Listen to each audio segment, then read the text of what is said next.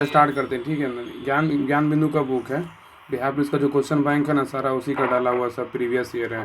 2012 से लेकर 2023 तक है प्रीवियस ईयर क्वेश्चन। जो भी एग्जाम हुआ है बिहार पुलिस का, सभी आज से हम यही स्टार्ट करेंगे अच्छे से। जैसे पढ़ते हैं ना ज्ञान बिंदु, वैसे इसको भी पढ़ेंगे। आज क्वेश्चन बैंक 9/12/2012 का पढ़ेंगे, द्वितीय पाली का। बिहार पुलिस का ज्ञान बिंदु की तरफ से निकाला गया था क्वेश्चन बैंक।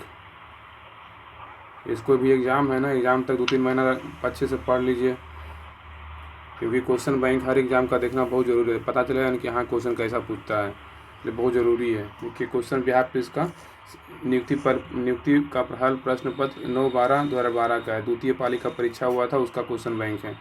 तो बताइएगा, क्वेश्चन नंबर 1 है।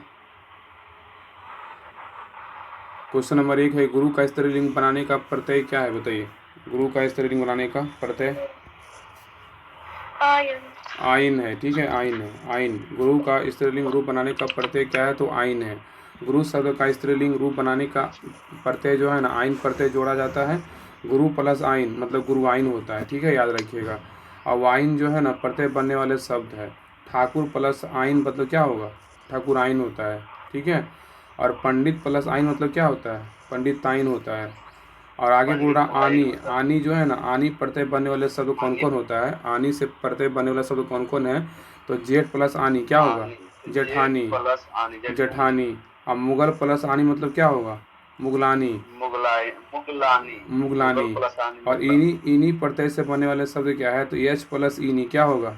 यछनी, एच प्लस इनी तो यछनी। योग प्लस इनी मतलब क्या होगा? योग प्लस इनी मतलब योगिनी, योगिनी। हाँ, योग प्लस इनी तो योगिनी। अन्य महत्वपूर्ण प्रत्यय है से बनने वाले शब्द है।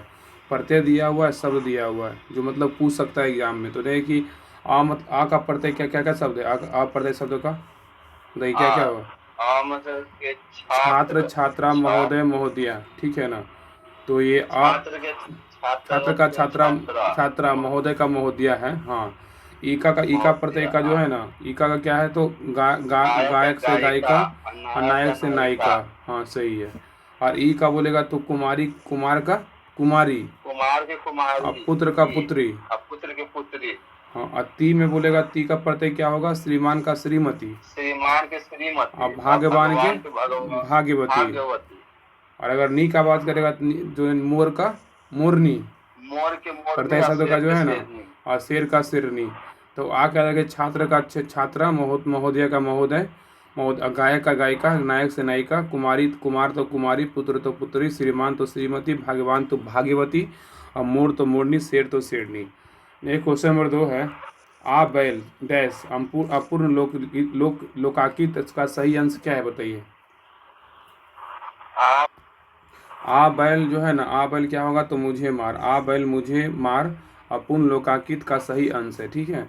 तो आ बैल मुझे मार अपूर्ण लोकोकित का सही रूप है, अतः विकल्प सी जो है ना सही उत्तर है। अन्य विकल्प असंगत है। बताइएगा, क्वेश्चन नंबर 3 है। बोल रहा है, एक लड़की बहुत सुंदर है, ठीक है। एक लड़की क्या है? बहुत सुंदर है। बाकी में लड़की शब्द क्या है? बताइए क्या होगा? हाँ, यह लड़की, सॉरी, यह लड़की। हाँ, यह लड़की बहुत सुंदर है। बाक में लड़की, लड़की सब क्या है? तो क्या होगा? पद है, ठीक है, एक पद है, लड़की जो है ना पद है। हाँ, तैयार रखे ना कि यह लड़की बहुत सुंदर है। बाक में लड़की शब्द जो है पद है। और पद क्या होता है? तो शब्द जब वो बाक में, शब्द जब बाक में प्रयोग होता है तब उसे पद कहते हैं। पद किसको बोलेंगे? तो जब बाक में प्रयोग होता है तब उसे पद कहते हैं। और लड़की एक सार्थक शब्द है, लेकिन इसका प्रयोग जो है ना बाक के पद के रूप में किया गया है, ठीक है। क्वेश्चन बैंक ना पूरे अच्छे से कंप्लीट कर लीजिए, ठीक है ना। कोई भी एग्जाम जरूरी होता है क्वेश्चन बैंक को अच्छे तरीके जांच परख करना कि हाँ कौन सा एग्जाम में ना कौन क्वेश्चन किस चैप्टर से पूछ रहा है और कहाँ से पूछ रहा है। क्योंकि बिहार पुलिस और बिहार दरोगा में कोई अंतर नहीं है। बिहार पुलिस में ही बिहार दरोगा ज़्यादा हार्ड क्वेश्चन पूछ रहा है, देखिए ना क्वेश्चन का लेवल। और चाहे उठा लीजिएगा जो इसके पहले कैंसिल हुआ ना एग्जाम, उसका उठा लीजिएगा क्वेश्चन पेपर, अब बिहार दरोगा को उठा लगेगा कि बिहार पुलिस का हार्ड है, उससे बहुत गुना ज़्यादा पेपर है भारी। तो अच्छे से, जैसे हम लोग ज्ञान बिंदु 7 से 8 पढ़ते हैं, वैसे 6 से 7 हम लोग पढ़ लेंगे इसका बिहार पुलिस का क्वेश्चन बैंक। अतः विकल्प जो है ना 20 सही उत्तर है, ठीक है। आगे शब्द दिया हुआ है कि वर्णों के सार्थक क्रम समूह को क्या कहते हैं? शब्द कहते हैं, याद रखिएगा। वर्णों के सार्थक समूह को क्या कहते हैं? शब्द कहते हैं। विशेषण बोल रहा है, विशेषण क्या है? संज्ञा और सर्वनाम की विशेषता बताने वाले शब्द को क्या कहते हैं? विशेषण कहते हैं। ठीक है, याद रखिएगा। विशेषण क्या है? तो संज्ञा और सर्वनाम की विशेषता बताने वाले शब्द को विशेषण कहते हैं। और सर्वनाम क्या है? तो जो शब्द संज्ञा के बदले प्रयोग होता है उसे क्या कहते हैं? सर्वनाम कहते हैं। ये सब हम लोग पता है, बहुत पहले पढ़ चुका है। आज लग रहा है कि हाँ संज्ञा भी सर्वनाम और संज्ञा ही पढ़ रहे हैं। तो शब्द बोलेगा तो वर्णों के सार्थक समूह को शब्द कहते हैं। ठीक है। विशेषण क्या है? तो संज्ञा और सर्वनाम की विशेषता बताने वाले शब्द को विशेषण कहते हैं। सर्वनाम किसको बोलेंगे? जो शब्द संज्ञा के बदले प्रयोग होता है उसे क्या कहते हैं? सर्वनाम कहते हैं। क्वेश्चन नंबर 4 है, बताइए इनमें से संबोधन कारक शुद्ध रूप क्या है? बताइए क्या होगा? कौन सा कारक जो है शुद्ध रूप है? हाँ, तो भाई एवं बहनों है। ठीक है। इसमें इनमें संबोधन कारक का शुद्ध रूप बोल रहा था, क्या है? तो भाइयों और बहनों होगा। ठीक है, याद रखिएगा। क्वेश्चन ऑप्शन नंबर ए। आगे बोल रहा है कि दिए गए, देख रहे हैं हल्का सा बिंदु का अंतर है, इसलिए शुद्ध रूप बोल रहा था। कौन सा शुद्ध रूप है? तो भाइयों और बहनों है। दिए गए विकल्पों में संबोधन कारक शुद्ध रूप भाइयों और बहनों है। अन्य विकल्प संबोधन कारक का गलत प्रयोग हुआ है। ठीक है। आगे बोला संबोधन कारक क्या होता है? तो जब किसी संबोधित कर बुलाया या पुकारा जाता है तो वह संबोधन कारक होता है। ठीक है। संबोधक कारक क्या होता है? जब किसी को संबोधित करके बुलाया या पुकारा जाता है उस वक्त संबोधक कारक होता है। विकल्प बी और सी डी है ना, गलत है। बी में क्या है? भाइयों और बहनों है, ये गलत है। और भाइयों और बहनों गलत था। डी और भाइयों और बहनों, जो तीनों गलत था। क्वेश्चन नंबर 5 है कि नी उपसर्ग से बने शब्दों को सही समूह क्या है? तो क्या होगा? इसका ऑप्शन नंबर सी होगा। ठीक है, निरोध, निवारण, नियुक्त, निबंध होगा। ठीक है। तो नी उपसर्ग से बने शब्दों का सही समूह क्या है? तो निरोध, निवारण, नियुक्त और निबंध है। आगे बोल रहा नी उपसर्ग से बने शब्द समूह है निरोध, निवारण, नियुक्त, संबंध है। अन्य विकल्प जो है ना गलत है। नी से बोल रहा नी उपसर्ग से बनने वाले शब्द क्या क्या है? तो नी से क्या होगा? निडर, निहत्था, निकम्मा, निकोड़ा। ठीक है, निगोड़ा। तो नी उपसर्ग से बनने वाले जो शब्द है ना, निडर है, निहत्था है, निकम्मा है, निगोड़ा है। याद रखिएगा। और आगे है ना कि अन्य उपसर्गों से बनने वाले शब्द क्या क्या है। ठीक है ना। आगे बोल रहा है कि अ से जो उपसर्ग से बने वाले जो शब्द हैं, अ से अभाव, अथा, असफल, अटल है। भर से क्या है? तो भरपेट, भरपूर, भरसक, भरमार है। तो याद रखिए, अ से अभाव, अथा, असफल, अटल। भर से भरपेट, भरपूर, भरसक, भरमार। पर से क्या होगा? तो परलोक, परोपकार, परसर्व, परहित होगा। दू से क्या होगा? दुबला, दुलारा, दुधारू होगा। और क से क्या होगा? तो कपूत और कचोट है। ठीक है। अब आइए नेक्स्ट क्वेश्चन पे। कुछ आगे बोल रहा, आगे भी दिया हुआ कि अन से क्या होगा? अन से जो है अनमोल, अनबन और अनपढ़ है। ठीक है। अन से क्या होगा? अनमोल, अनबन, अनपढ़ है। अनु से क्या होगा? तो अनु से ना अनुचर, अनुकरण, अनुसार, अनुशासन होगा। ठीक है। अनु से क्या ना अनुचर, अनुकरण, अनुसार, अनुशासन होता है। आगे दिया अप का, दिया अप का क्या होगा? तो अपयश होगा, अपमान होगा, अपकार होगा। ठीक है। नी का क्या होगा? निवारण, निपात, नियम, निषेध होगा। नी का जो है निवारण, निपात, नियम, निषेध है। प्र का जो है ना प्रख्यात है, प्रबल है, प्रस्थान है, प्रकृति है। सु का क्या होगा? तो सुजान, सुगम, सुपात्र होगा। ठीक है। सु का सुजान, सुगम, सुपात्र होगा। दूर का क्या होगा? दुर्जन, दुर्गम, दुर्दशा, दुराचार होगा। ठीक है। नीर का क्या होगा? तो निर्जन, निराकार, निर्गुण होगा। याद रखिए। क्वेश्चन नंबर है 6, बताइएगा। क्वेश्चन नंबर 6 बोल रहा है कि अंशुमाला समास का विग्रह सहित भेद है, क्या है? बताइए। अपने आप में सोचिए ना कि कौन सा हमको आंसर ना, अगर एग्जाम में ये क्वेश्चन आ जाता तो मेरा हम क्वेश्चन कौन सही कर सकते थे। अपने आप में सोचिए कि आंसर हमको आ रहा था कि नहीं आ रहा था। फील कीजिए और आंसर बोलिए। अंशुमाला समास का विग्रह सहित भेद है ना, तो इसका राइट आंसर ऑप्शन नंबर ए है। अंशु है माला जिसकी सूर्य क्या है? तो बहुब्रीहि है। ठीक है। आगे दिया हुआ है कि अंशुमाला का अर्थ सूर्य होता है। अंशुमाला का जो अर्थ होता है ना सूर्य होता है, इसलिए अंशुमाला समासिक विग्रह होता है। ठीक है। अंशु है माला जिसकी सूर्य बहुब्रीहि समास है। जिस समास का दोनों अद प्रधान हो, जिसका एक विशेष जो है ना अर्थ निकलता हो, उसे बहुब्रीहि समास कहते हैं। ठीक है। तो बोल रहे हैं कि जिस समास का दोनों अद पद अप्रधान हो तथा जिसका एक विशेष अर्थ निकलता हो, बहुब्रीहि समास कहते हैं। आगे क्वेश्चन नंबर 7 है कि धात्री अंश और नौ इक का सही संधियां क्या है? बताइए क्या होगा? धात्री अंश और नौ इक की सही संधियां क्या है? तो इसका राइट आंसर होगा ऑप्शन नंबर सी, धात्रांश और नायक है। याद रखिएगा। धात्री प्लस अंश और 9 प्लस इक की सही संज्ञा क्या है? तो धात्रांश और नायक है। धात्री और अंश और 9 प्लस इक संधियां है। धात्री प्लस अंश ना धात्रांश होगा, और 9 प्लस ई क्या होगा, तो नाविक होगा, याद रखिए। अतः विकल्प ए सही उत्तर है। आगे दिया कि अंत महत्वपूर्ण संधियां है, बताइएगा कि दुह प्लस कर्म क्या होगा, दुष्कर्म होगा। संधियां दिया हुआ है, दुह प्लस कर्म क्या होगा, दुष्कर्म होगा। दुह प्लस दुख क्या होगा, तो दुख होगा, ठीक है। अब पाय प्लस द क्या होगा, पायोद होगा, ठीक है। पाय प्लस द पायोद। तत् प्लस तत्पम प्लस रूप क्या होगा, तद्रूप होगा, तद्रूप है। और नी प्लस ऊन क्या होगा, नी प्लस ऊन बोलेगा तो न्यून होगा, ठीक है। और सत प्लस अवधि क्या होगा, शताब्दी होगा, सत प्लस अवधि शताब्दी। और बाक प्लस मय क्या होगा, बांडमय, ठीक है। अब बी प्लस आपक क्या होगा, व्यापक होगा। और बी प्लस आप्त क्या होगा, तो व्याप्त होगा, ठीक है। तो बी प्लस आपक व्याप्त, बी प्लस आप्त व्याप्त होगा। क्वेश्चन नंबर है आगे, क्वेश्चन नंबर 8 बोल रहा है कि सरस्वती सम्मान पुरस्कार किस क्षेत्र में विशिष्ट कार्य के लिए दिया जाता है, बताइए क्या होगा, बहुत इंपॉर्टेंट क्वेश्चन है। साहित्य के क्षेत्र में। हाँ, ये क्या होगा, साहित्य के क्षेत्र में बोल रहा है क्वेश्चन। सरस्वती सम्मान पुरस्कार किस क्षेत्र में विशिष्ट कार्य के लिए दिया जाता है, साहित्य के क्षेत्र में दिया जाता है। इसमें दिया हुआ है ना कि सरस्वती पुरस्कार साहित्य के क्षेत्र में विशिष्ट कार्य के लिए दिया जाता है, और साहित्य में संबंधित दिए जाने वाले सम्मान का नाम है। साहित्य अकादमी बोलेगा विभिन्न भारतीय भाषाओं में दिया जाता है, ये साहित्य में ही दिया जाता है, ठीक है। अब आगे आइए, और दूसरा जो है ना व्यास सम्मान है, तीसरा ज्ञानपीठ पुरस्कार, ये सभी दिया जाता है। और आगे बोल रहा है सरस्वती सम्मान बरिस्मा बोलेगा 2022 में किसको दिया गया था, शिव शंकरी कीर्ति सूर्यवंशम के लिए दिया गया था, हाँ सूर्यवंशम के लिए। और व्यास सम्मान बोलेगा बरिस्मा किसको दिया गया, 2022 वाला ज्ञान चतुर्वेदी को मिला है, पागल खाना के लिए। चतुर्वेदी को पागल खाने के लिए। अब बिहारी पुरस्कार बोलेगा बरिस्मा किसको मिला है, तो डॉक्टर माधव हाडा को मिला है। अब कृति क्या है, तो पंचरंग चोल फरर सखी री है। और ज्ञानपीठ पुरस्कार संतावना बोलेगा तो किसको मिला है, कोकनी पुरस्कार कौन है, दामोदर मौजा है, हाँ दामोदर मौजा है। तो याद रखिएगा ना कि अगर सरस्वती सम्मान अगर बरिस्मा था, तैतीसवां बोलेगा तो किसको मिला, प्रभा वर्मा को मिला है। 33 वाला बोलेगा तो किसको मिला है, प्रभा वर्मा, क्योंकि यही सब पूछ सकता है, प्रभा वर्मा को मिला है 33 वाला।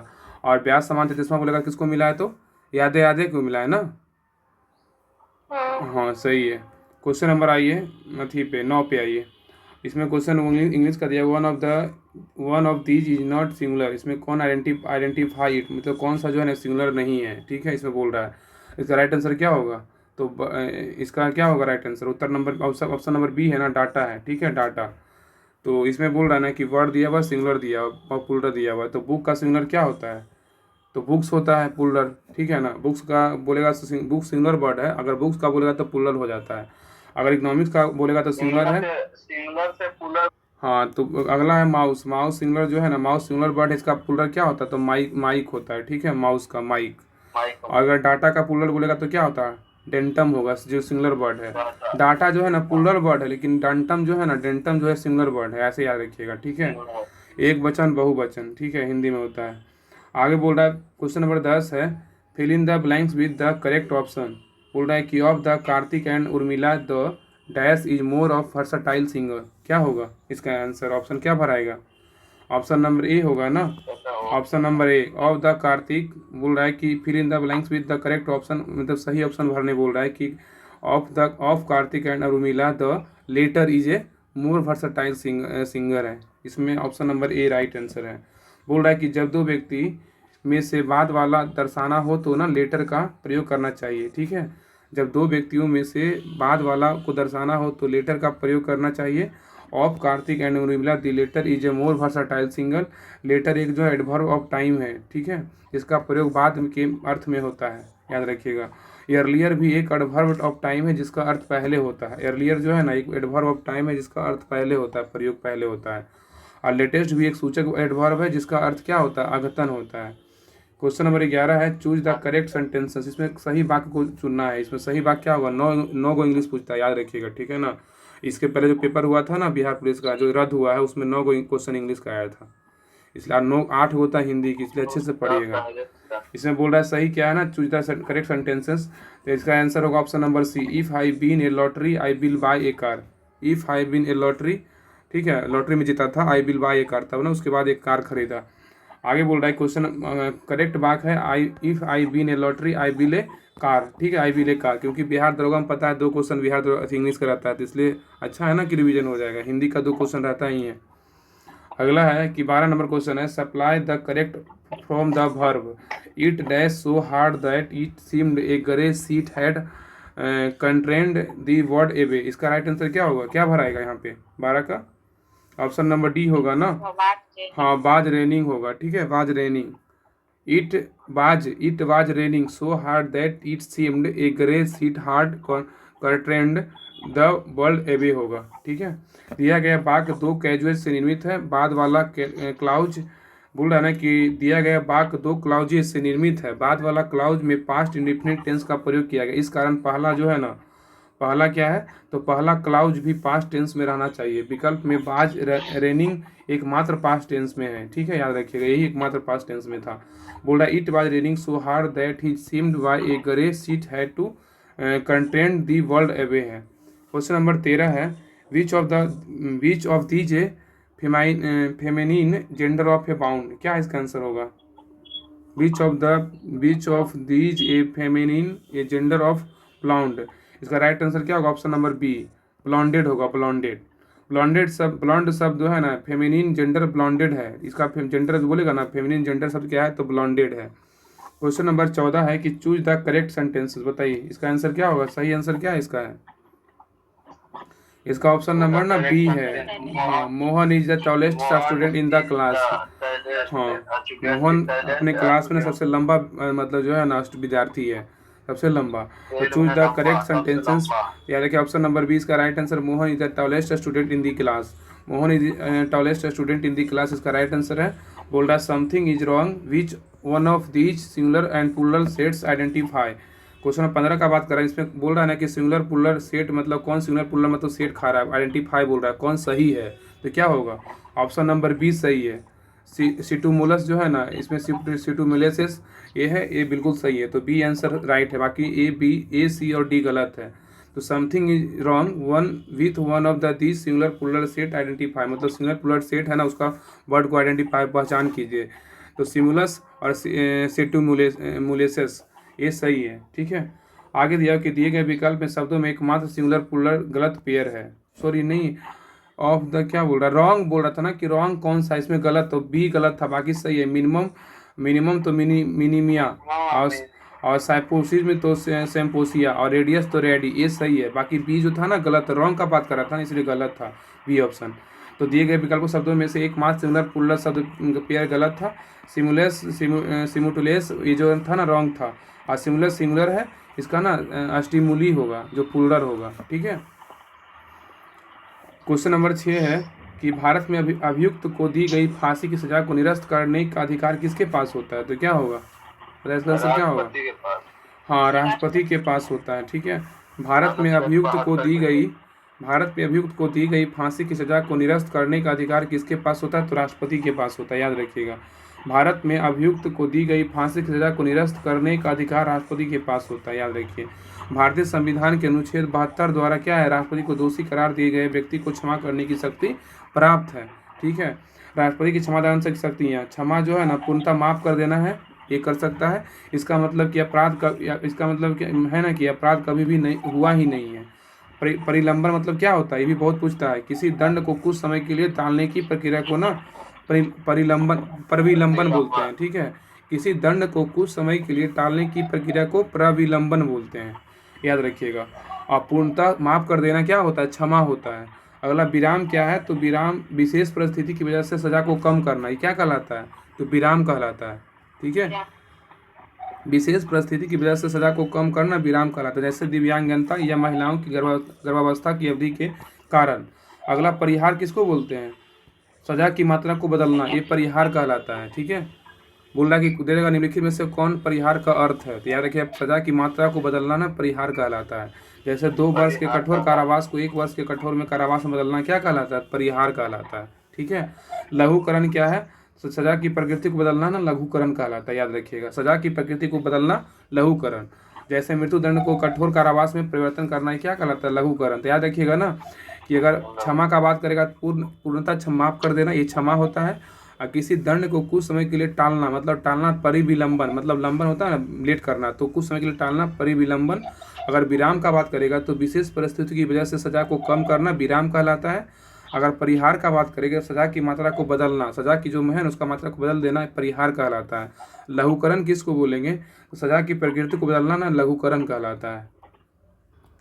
आगे दिया हुआ है कि नोट में दिया हुआ कि संविधान के अनुच्छेद 161 के द्वारा राज्य के राज्यपाल को क्षमा दान करने की शक्ति प्रदान की गई है। ठीक है, जो लेकिन मृत्युदंड को क्या कर सकता है, माफ नहीं कर सकता है। क्या है, तो मृत्युदंड को क्षमा करने का अधिकार राष्ट्रपति को है, राज्यपाल को नहीं है। तो बोल रहा है संविधान के अनुच्छेद 161 के द्वारा राज्य के राज्यपाल को क्षमा करने की शक्ति प्रदान की गई है, लेकिन मृत्युदंड को क्षमा करने का अधिकार केवल राष्ट्रपति को है, राज्यपाल को नहीं है। आगे बोल रहा है सर्वोच्च न्यायालय के क्षेत्राधिकार तथा शक्तियाँ, सर्वोच्च न्यायालय की क्षेत्राधिकार तथा शक्तियाँ मूल या आरंभिक अधिकारिता किस अनुच्छेद में, अनुच्छेद 131 में, याद रखिएगा। ठीक है, हाँ, मूल या आरंभिक अधिकारिता किस अनुच्छेद में, अनुच्छेद 131 में है। अनुच्छेद 32 में क्या है, सर्वोच्च न्यायालय को रीट की अधिकारिता दी गई, जिसे संविधान की आत्मा बोलते हैं। 32 तो पता ही है। अगला अपीलीय अधिकारिता, सर्वोच्च न्यायालय संवैधानिक, सिविल तथा आपराधिक सभी तरह के मामलों में अपील का अंतिम न्यायालय क्या कहलाता है, अपीलीय अधिकारिता कहलाता है। ठीक है, मतलब अपीलीय अधिकारिता क्या है, तो सर्वोच्च न्यायालय संवैधानिक, सिविल तथा आपराधिक सभी तरह के मामलों में अपील का अंतिम न्यायालय ना अपीलीय अधिकारिता कहलाता है। सलाहकारी अधिकारिता क्या है, अनुच्छेद 143 द्वारा न्यायालय को सलाहकारी अधिकारिता दी गई है। इस अनुच्छेद के अंतर्गत ही राष्ट्रपति सर्वोच्च न्यायालय से क्या कर सकता है, परामर्श करती है। याद रखिएगा कि सलाहकारी अधिकारिता क्या है, इसका वर्णन ना अनुच्छेद 143 में किया गया है, किसके द्वारा न्यायालय को सलाहकारी अधिकारिता दी गई है। इस क्वेश्चन पूछेगा ना कि न्यायालय को सलाहकारी अधिकारिता दी गई किस अनुच्छेद में, तो 143 में। ठीक है, इस अनुच्छेद के अंतर्गत ही राष्ट्रपति से सर्वोच्च न्यायालय से परामर्श ले सकते हैं 143 से। आगे बोल रहा है अभिलेख न्यायालय की शक्तियाँ, ये अनुच्छेद 129 है। यह प्रावधान है कि सर्वोच्च न्यायालय अभिलेख न्यायालय होगा, अनुच्छेद 129 में बोला गया है। सर्वोच्च न्यायालय की कार्यवाही एवं फैसले को अभिलेख व साक्ष्य के रूप में रखे जाएंगे। तो सर्वोच्च न्यायालय की जो कार्यवाही एवं फैसले को अभिलेख व साक्ष्य के रूप में रखे जाएंगे। आगे बोल रहा है सर्वोच्च न्यायालय की अवमानना पर दंड देने की शक्ति होगी। ठीक है, आगे बोल रहा है न्यायिक पुनरावलोकन की शक्ति, ये क्या है, तो इसके अंतर्गत विधायिका द्वारा बनाए गए किसी कानून या कार्यपालिका द्वारा जारी किए गए किसी आदेश को संविधान के प्रतिकूल होने पर न्यायपालिका क्या कर सकती है, निरस्त कर सकती है तथा पूर्व में सुनाए गए निर्णय को समीक्षा कर सकती है।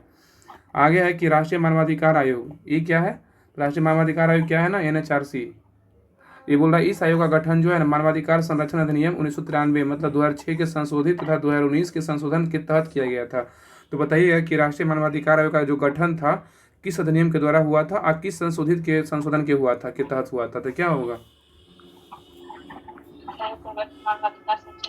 93 के 2006 में संशोधित तथा 2019 में संशोधन कर दिया, 2010 में किया गया ना इसका स्थापना।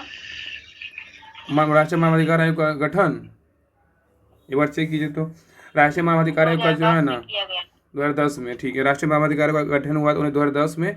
इस आयोग का जो गठन था ना मानवाधिकार संरक्षण अधिनियम 1993 के तहत किया गया था, 2006 में संशोधित तथा 2019 में संशोधन के तहत किया गया था।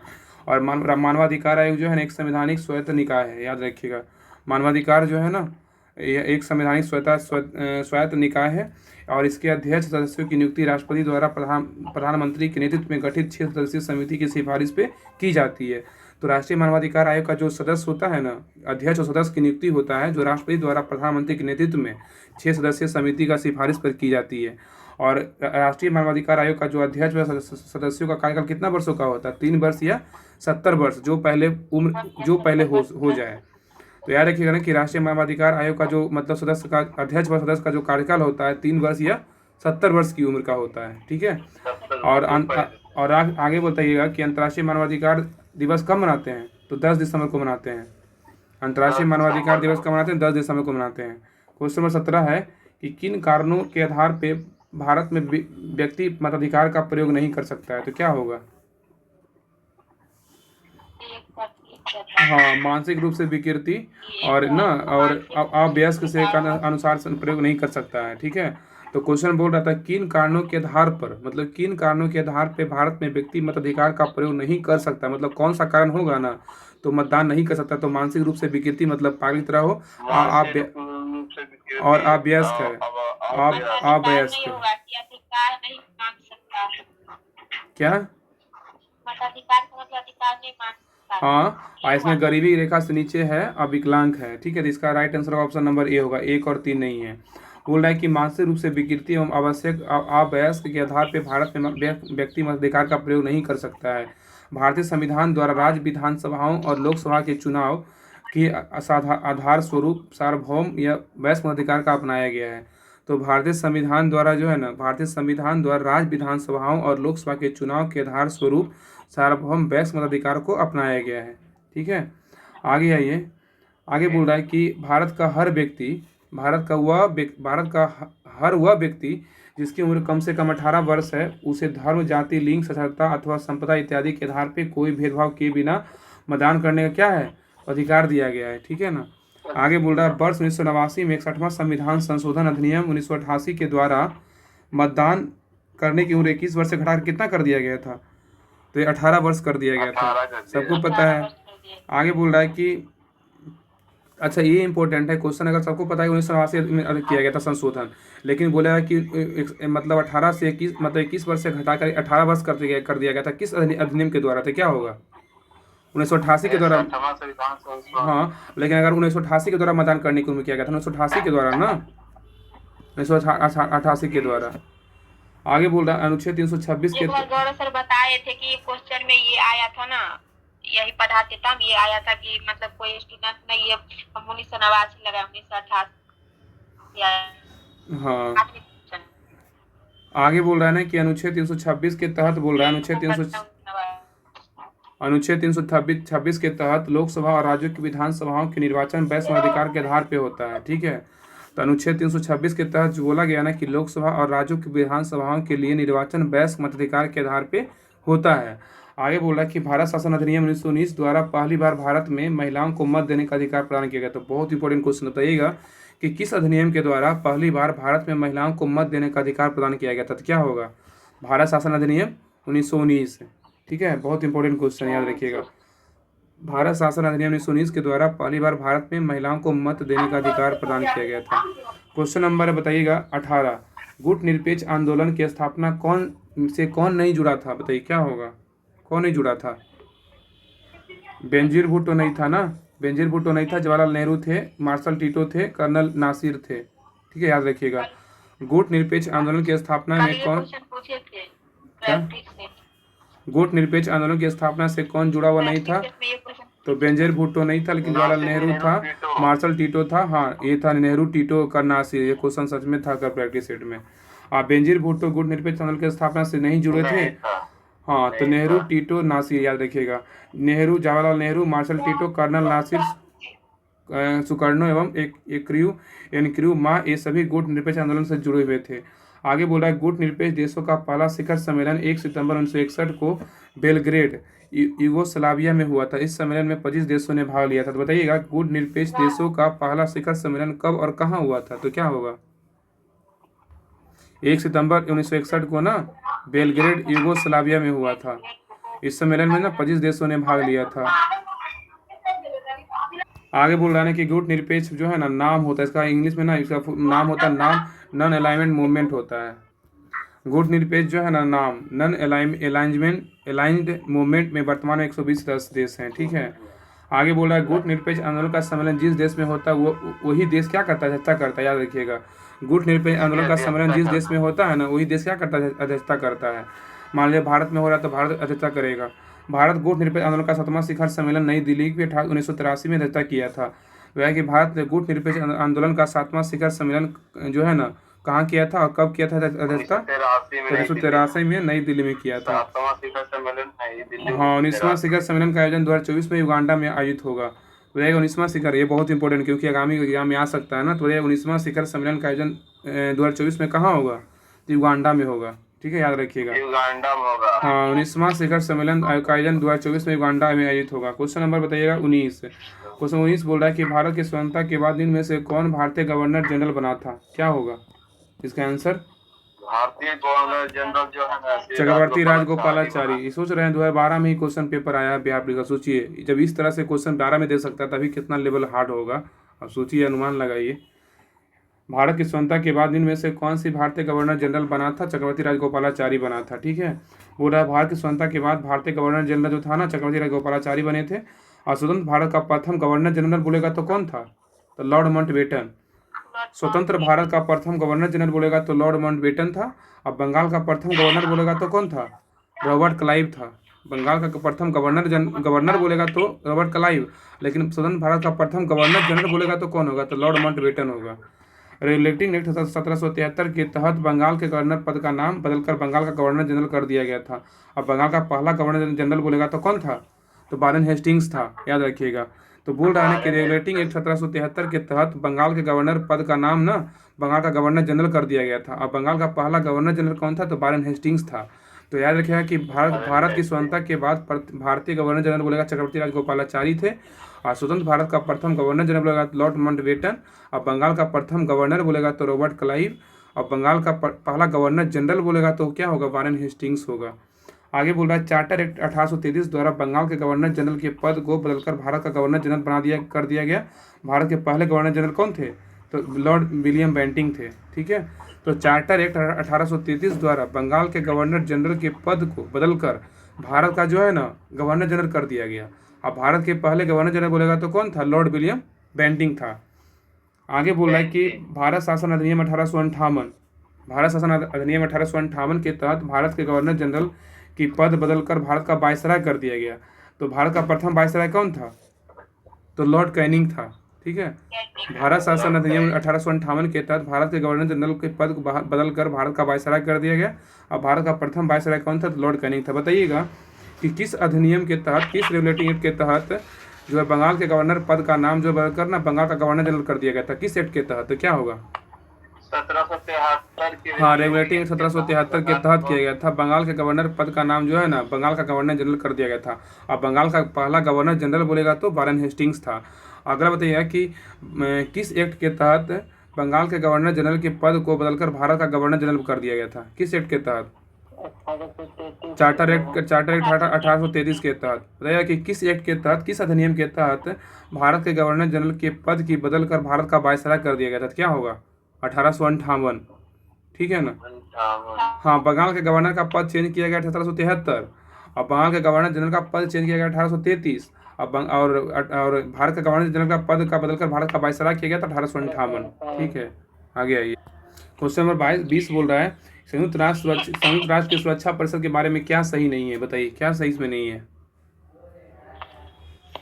अस्थायी सदस्यों का चयन जो है ना 5 वर्षों के लिए होता है, ये गलत है। हाँ, तो याद रखिए इसका जो सही क्या है, तो इसमें 5 अस्थायी सदस्य, 10 अस्थायी सदस्य होते हैं यूएनओ में, बिल्कुल सही है। और यह अंतर्राष्ट्रीय शांति बनाए रखने के लिए मदद करता है, ये सही है। और संयुक्त राष्ट्र की सुरक्षा परिषद जो होता है ना, यह युद्ध में समाप्त करने के लिए राष्ट्रों को अपील करता है, ये बिल्कुल सही है। तो ए सी डी सही है, लेकिन बी गलत है। बोल रहा है कि संयुक्त राष्ट्र सुरक्षा परिषद के अस्थायी सदस्यों का चयन 5 वर्षों के लिए नहीं बल्कि 2 वर्षों के लिए होता है। तो बताइएगा कि संयुक्त राष्ट्र सुरक्षा परिषद का जो अस्थायी सदस्य होता है वो चयन कितने वर्षों के लिए होता है? तो 5 वर्ष नहीं, 2 वर्षों के लिए होता है, ठीक है, 2 वर्षों के लिए। आगे बोल रहा है कि सुरक्षा परिषद संयुक्त राष्ट्र का मुख्य अंग होता है, याद रखिएगा। आगे बोल रहा है अंतर्राष्ट्रीय शांति सुरक्षा को बनाए रखना सुरक्षा परिषद की मुख्य जिम्मेदारी होता है। तो बताइएगा कि अंतर्राष्ट्रीय शांति और सुरक्षा को बनाए रखना किसका जिम्मेदारी होता है? मुख्य जिम्मेदारी तो सुरक्षा परिषद का होता है, ठीक है। इसे दुनिया का पुलिसमैन बोलते हैं। दुनिया का पुलिसमैन किसको बोलते हैं? सुरक्षा परिषद को बोलते हैं, ठीक है।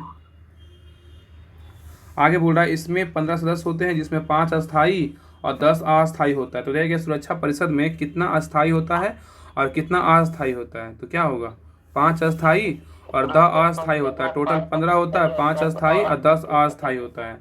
और 5 अस्थायी सदस्य जो है जिसके पास वीटो पावर करने की मतलब अनुमति होता है, जैसे अमेरिका है, रूस है, ब्रिटेन है, फ्रांस है और चीन है। तो 5 अस्थायी देश जो है ना वो अमेरिका है, रूस है, ब्रिटेन है, फ्रांस है और चीन है। अगला है कि अस्थायी सदस्यों का निर्वाचन महासभा अपने 2/3 बहुमत से 2 वर्षों के लिए करती है। तो अस्थायी सदस्यों का निर्वाचन महासभा कितने बहुमत के साथ करती है 2 वर्षों के लिए? तो 2/3 बहुमत से 2 वर्षों के लिए करती है, ठीक है ना।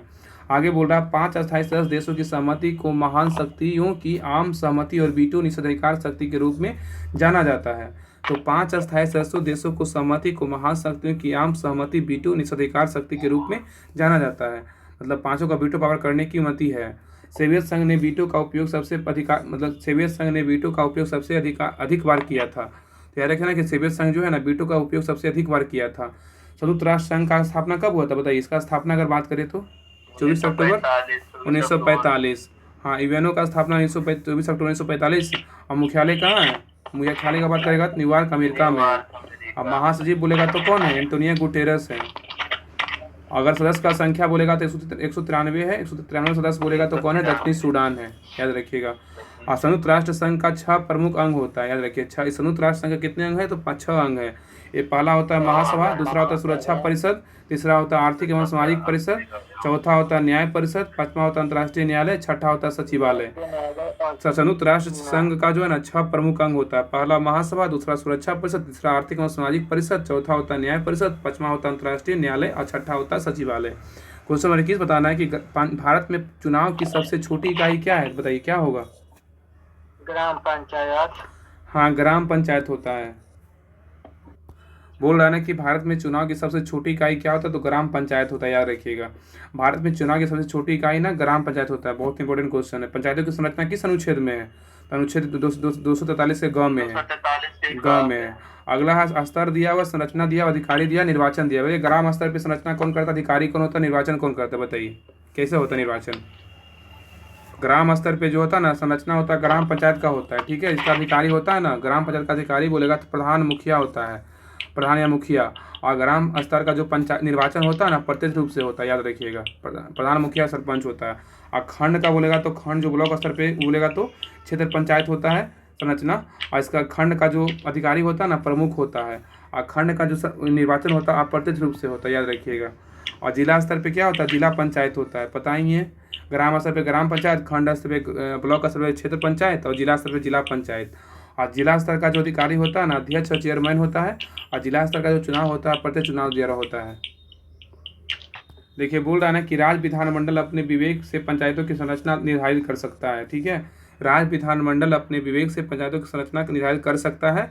विधानमंडल के द्वारा प्रत्येक पंचायत क्षेत्र प्रादेशिक क्षेत्रों में बांटा जाएगा एवं पंचायत के सभी सदस्यों सभी स्थानों पर प्रत्येक चुनाव होगा।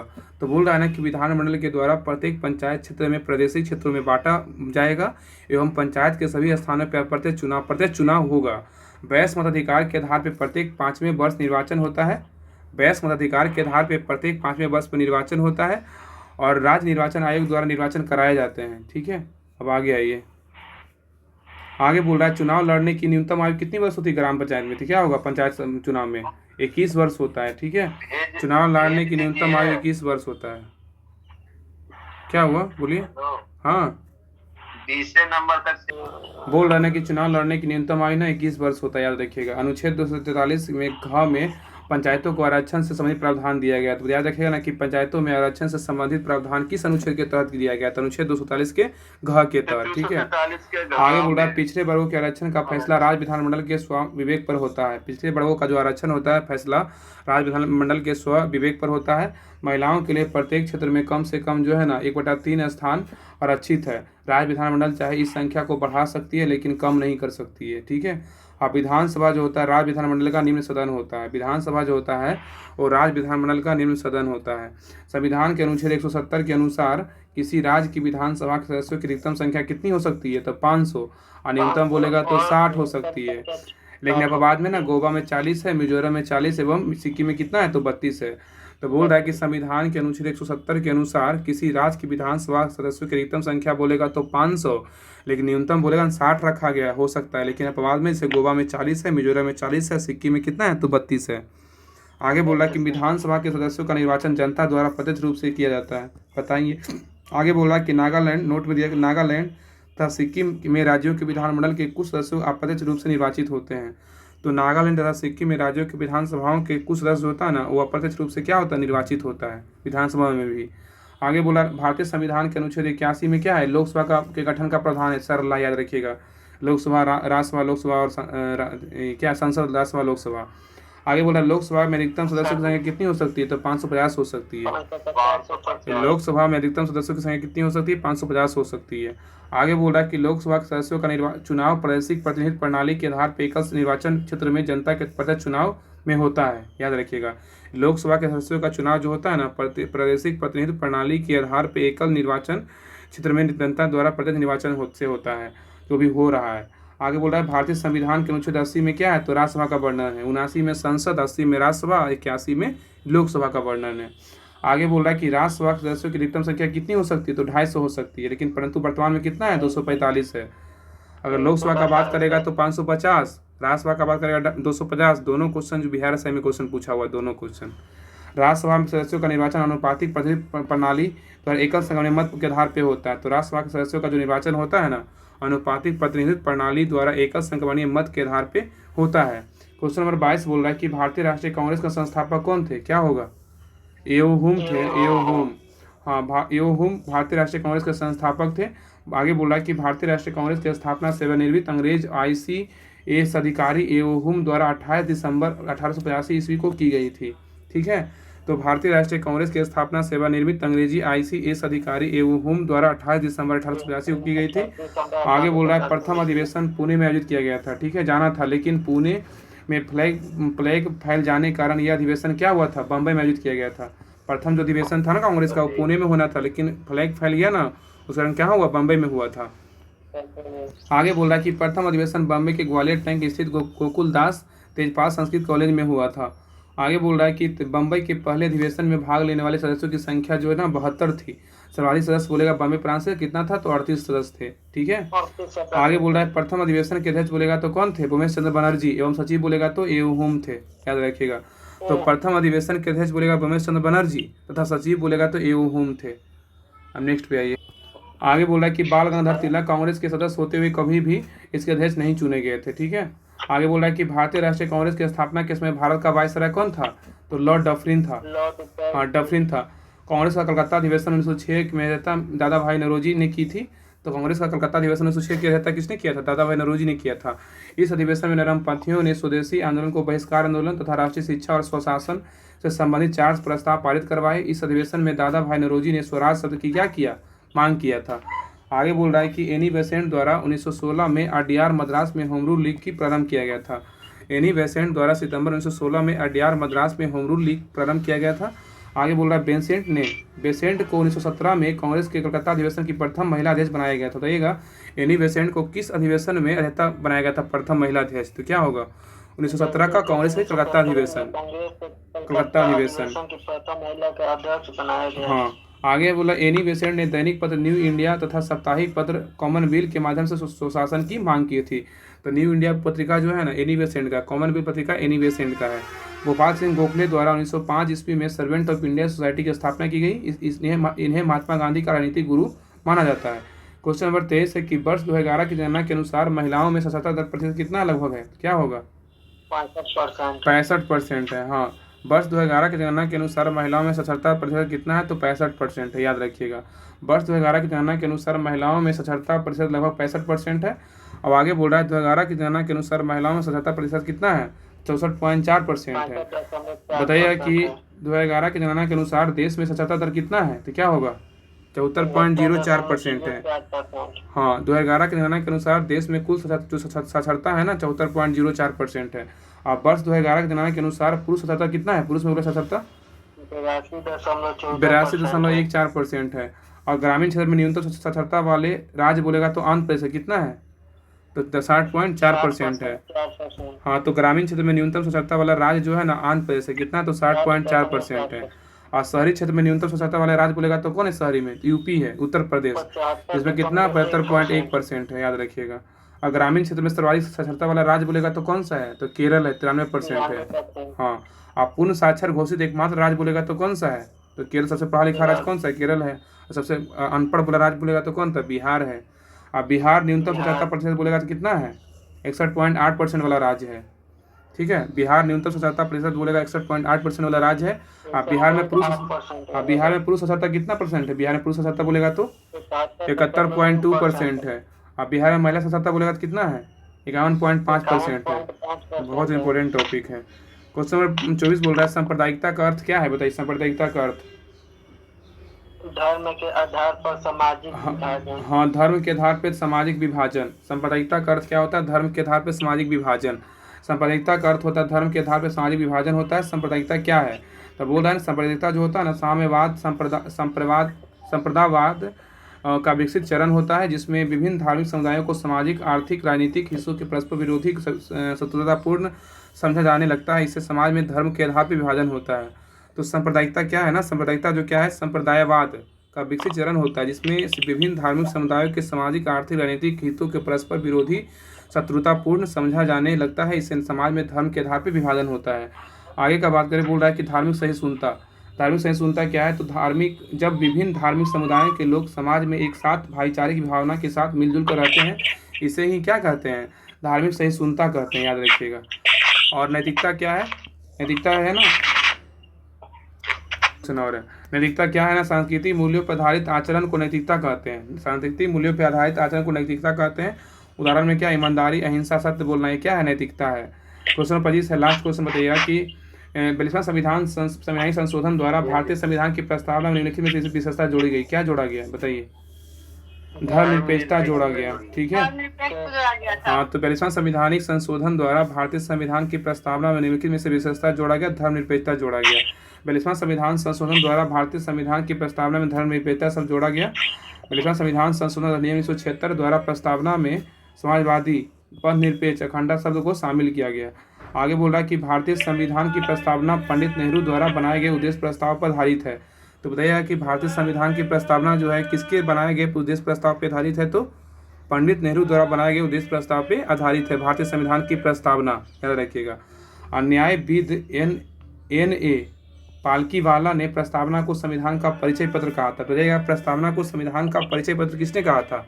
क्या होगा? न्यायविद N.A. पालकीवाला। हाँ, तो प्रस्तावना को संविधान का परिचय पत्र किसने कहा था? न्यायविद N.A. पालकीवाला कहे थे, ठीक है। तो क्वेश्चन नंबर 25 तक कम्प्लीट कर चुके हैं, 26 से कल देखेंगे, ठीक है।